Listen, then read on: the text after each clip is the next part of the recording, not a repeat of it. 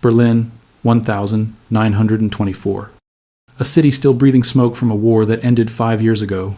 The streets are crowded, but quiet. Paper money litters the gutters worthless, abandoned, swept away like confetti after a funeral. A single loaf of bread costs 200 billion marks. Workers rush to be paid twice a day before prices double by evening. Children play with stacks of banknotes, folding them into kites. Germany had lost more than a war. It had lost its money, and with it, its soul. The year before, 1923, inflation reached an unimaginable scale. 1 U.S. dollar equaled 4.2 trillion German marks. Savings, pensions, and life's work vanished in weeks. A generation that once trusted the system now stared into the abyss of paper chaos. But in the smoke of collapse, a plan was forming not from the people, but from the bankers and politicians who understood one brutal truth. Control the currency, and you control the future. The old mark was dead. A new one would rise. Its name, the Reichsmark. To the public, it seemed like a miracle. A new beginning. A promise of stability after years of humiliation and despair. But behind the slogans and speeches, the reform was no act of mercy, it was an act of design. In November 1923, before the Reichsmark, Germany introduced a temporary fix, the Rentenmark, backed not by gold, but by land and industry mortgages. A clever illusion of value. It worked, at least for a while. Prices stabilized, panic eased, and the government regained a fragile control over the chaos. Then came 1924. A year the world would remember as the birth of the new Germany. But every birth hides a secret. The Reichsmark was not merely a change in currency. It was a reset of power crafted through negotiations in London and New York under the watchful eyes of foreign creditors. The Dawes Plan would soon inject foreign loans into Germany's veins, binding its recovery to international debt markets.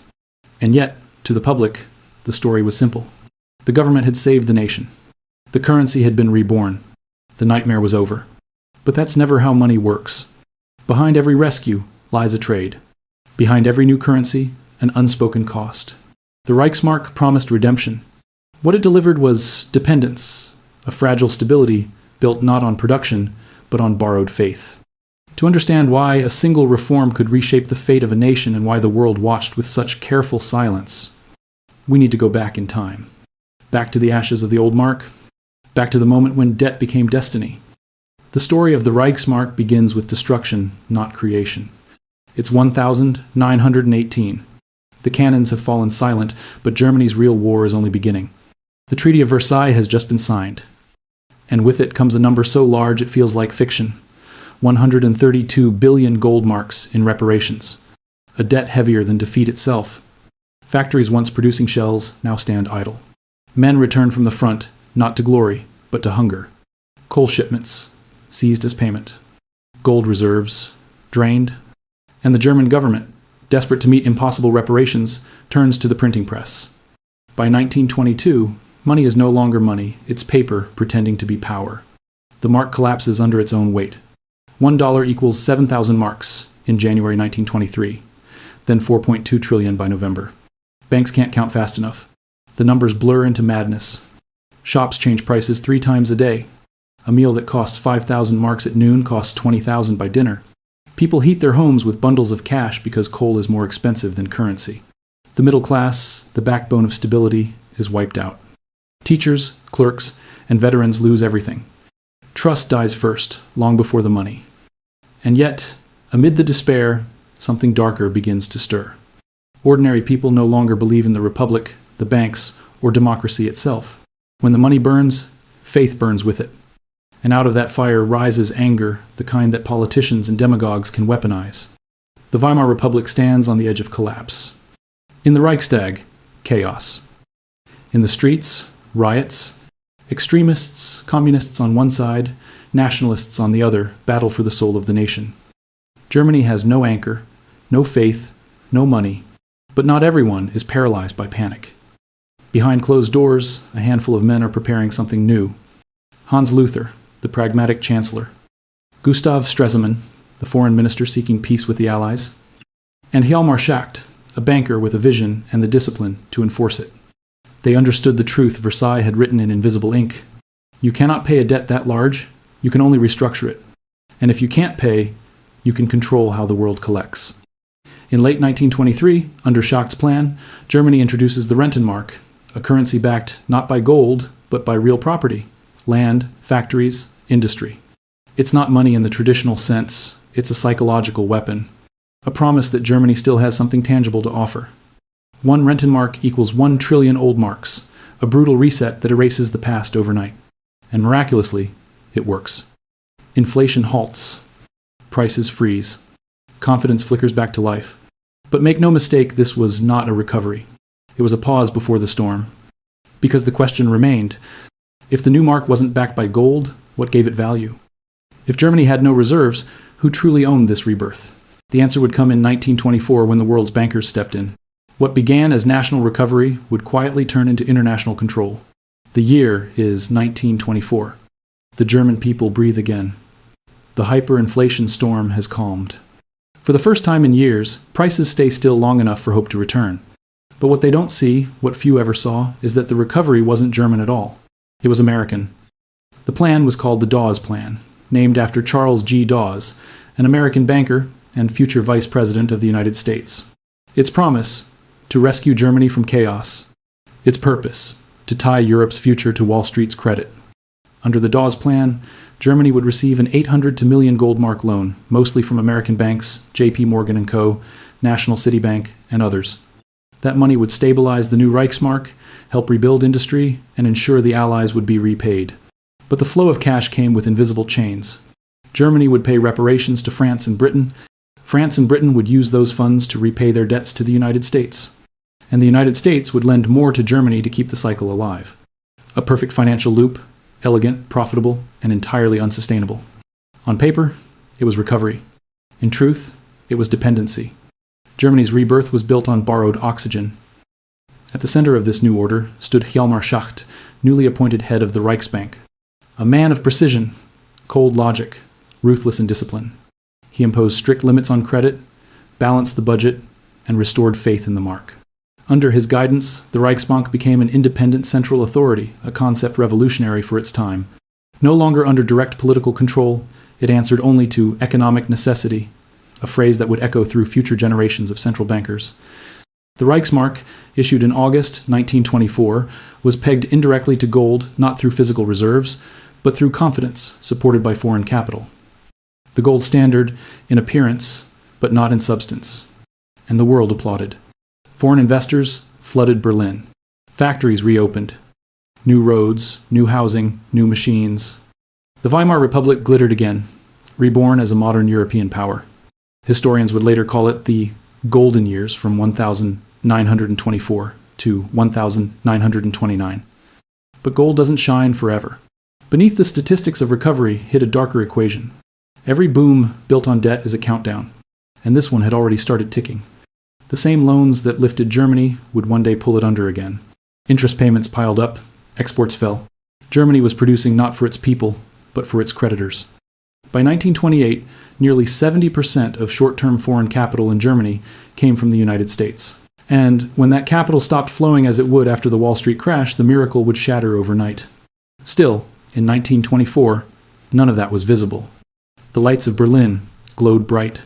Jazz filled the cafes. The Reichsmark stood strong, and the world pointed to Germany as proof that discipline and reform could defeat chaos. But behind that confidence, one question lingered, one that would haunt Europe for decades. Who truly controlled this new Germany, its people, or its creditors? The answer lay not in the currency itself, but in the mechanism that sustained it. To the public, the Reichsmark was a triumph. To the bankers, it was a system. And systems, unlike nations, don't die, they evolve. What made the Reichsmark stable wasn't gold. It was confidence, backed by international credit. Germany's economy was no longer built on the productivity of its people, but on the liquidity of its lenders. The mechanism was elegant. American dollars flowed into German banks. German marks flowed into factories. Reparations flowed to France and Britain. And the money eventually flowed right back to the United States. Every payment, every policy, every ton of steel, forged all part of a closed economic circuit. Hjalmar Schacht, head of the Reichsbank, knew this better than anyone. He was no mere administrator, he was an architect. Under his leadership, The bank became sovereign in everything but name, a model of independent monetary policy. But independence from government didn't mean independence from power. The Reichsbank's discipline served the creditors who financed it. In a 1927 speech, Schacht declared, "Control of credit means control of the economy." He wasn't wrong. What he didn't say was who truly held that control. Foreign loans weren't free. They came with oversight, expectations, and pressure. When the Dawes Plan was implemented, U.S. and British advisors sat in German offices, quietly shaping tax policy, reparation schedules, and even trade regulations. It wasn't occupation, it was supervision through finance. Germany had traded its printing press for a leash made of credit. For a few years it worked. Industrial output rose by 50% between 1924 and 1929. Unemployment fell. Berlin pulsed with art, electricity, and ambition. But all of it was powered by borrowed time. The moment the stream of American capital dried up, the illusion would crack. And that moment came in October 1929, when the New York Stock Exchange collapsed. Within months, German banks ran out of foreign reserves. Factories closed. Credit vanished. The fragile structure of the Reichsmark, that masterpiece of monetary engineering, imploded. But the mechanism survived. Not in name, but in design. The logic behind it, debt-based growth, central bank independence, credit as sovereignty would become the foundation of modern finance. It's the same system that later powered the Marshall Plan, the IMF, and even today's global dollar cycle. Each version more sophisticated, more global, and more detached from the lives of ordinary people. Germany's 1924 reform was never a national miracle. It was a prototype. A demonstration of how nations could be stabilized and quietly controlled through debt rather than conquest. A lesson the world's powers learned well. The Reichsmark was more than a currency. It was a message written in numbers, sealed in debt, and delivered to the future. By 1930, the illusion of prosperity had shattered. American capital retreated. Factories once booming with foreign credit stood silent again. Unemployment soared past 6 million. The golden years dissolved into the gray dust of despair. And into that void stepped a new voice promising revival, power, and vengeance. A man who would later call the Reichsmark the instrument of humiliation. Adolf Hitler. The financial collapse didn't just pave his path to power. It engineered it. The very system that saved Germany in 1924 prepared the soil for its fall in 1933. Because a society built on borrowed stability always collapses into rage when the credit runs out. But this isn't only a story about Germany. It's a warning, a blueprint repeated throughout modern history. After World War II, the pattern returned under new names. The Marshall Plan, the IMF structural adjustments, the Eurozone debt compacts, each promised stability, each demanded obedience. Each turned nations into dependence, tied not by chains of iron, but by interest rates and capital flows. The same cycle repeats in modern forms in 2008, when cheap credit collapsed global banks, in 2020, when central banks printed trillions to keep economies alive, and today, as digital currencies promise to reset the system once again. Different tools, same design. Behind every crisis, a new currency. Behind every reform, a deeper debt. Behind every rescue, the quiet transfer of power from governments to financial institutions, from citizens to creditors. That is the legacy of 1924, a nation rebuilt on borrowed breath. A miracle born not of gold, but of obligation. And the lesson endures. When money loses its anchor, power finds a new one. Germany thought it had escaped the ashes. In truth, it had only traded one master for another. And as history moves forward through wars, recessions, and digital frontiers, the same mechanism hums beneath it all. The printing press changes shape. The debt remains. Because every era has its Reichsmark. Only the form changes, the control never does.